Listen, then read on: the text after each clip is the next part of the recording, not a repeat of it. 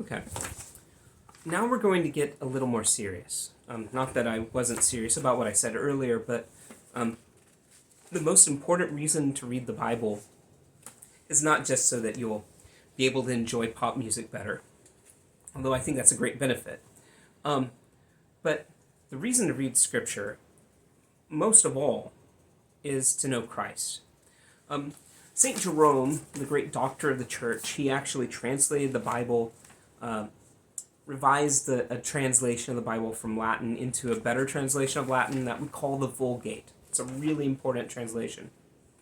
And he did this in the 5th century, so about 1,500 years ago. And St. Jerome, he says, it's in a commentary on the book of Isaiah, and the book of Isaiah has all sorts of things in it, but some of what's in Isaiah are passages that Christians have always read in regards to Christ. We see Jesus in these texts. And he says in his commentary on Isaiah that to be ignorant of Scripture is to be ignorant of Christ. Let me say that again. To be ignorant of Scripture is to be ignorant of Christ. And this line is taken up in the Vatican Council's Dei Verbum, Second Vatican Council's Dei Verbum, the Word of God. So this is a constitution on the revelation of God to the world. And this is this is an authoritative document that the church gave to the world in the 1960s. And it says that, just like St. Jerome said, to be ignorant of Christ is to be ignorant, to be ignorant of Scripture is to be ignorant of Christ. And then that again gets repeated later when the Catechism of the Catholic Church is published in the 1990s.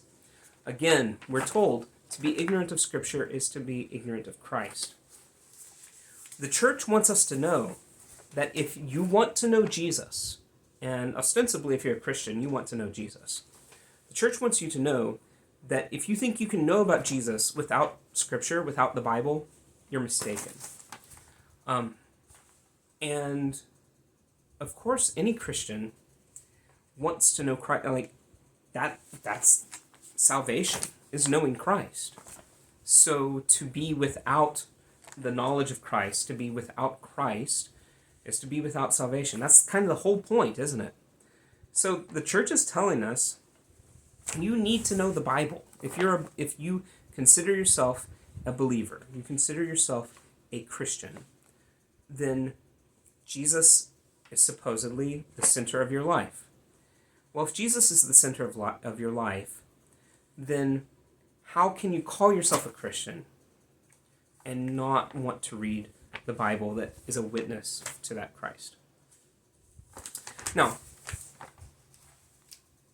part of, this is including like the Gospels, of course. The Gospels tell us the story of Jesus. They're really biographies of Jesus. 4 separate biographies: Matthew, Mark, Luke, and John. So they tell the story of Jesus 4 different times in 4 different ways. The first 3 of those are called synoptic Gospels because they look at Jesus, optics, together.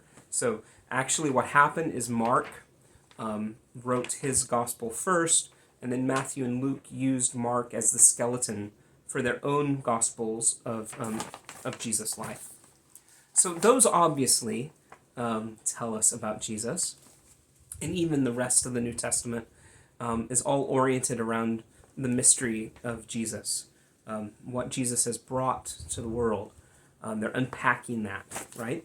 From the book of Acts that tells us about the beginning of the church, to all of the epistles of Paul, who is writing to churches, most of whom he has founded, trying to, urge them to live Christian lives in accord with his gospel, on into the book of Revelation, which is a sort of it tells us what human history means now that Jesus has come. So it's all focused on Jesus.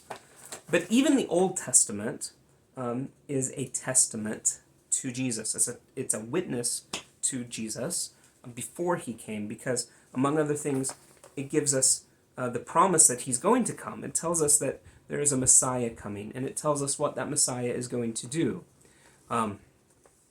If you haven't read much of the Old Testament, and remember, Jerome said those words about the book of Isaiah in the Old Testament. If you're not familiar with the prophecies that point to Jesus, it will be hard to understand why some of the things Jesus does, why they're significant, why is it such a big deal that the Messiah has come at all, and why are people confused when he does things, because he doesn't look like the Messiah that they were expecting because of the way they were reading these prophecies. One little tiny example, okay? One psalm, so Psalm 22, you can go and look at it yourself later, maybe in your 15 minutes of Bible reading. In Psalm 22, the author, who must have been having a very bad day when he wrote Psalm 22, says things like, my God, why have you forsaken me?" That's what Jesus says from the cross. But then he proceeds to talk about, probably metaphorically, okay? The original human author doesn't know about Jesus, but the Holy Spirit is saying things through him that he's not aware of. And he says things like, "They have pierced my hands and my feet. They've cast lots for my clothing." All of these prophecies that when we read Psalm 22, and it's impossible not to see Jesus dying on the cross as you read that psalm.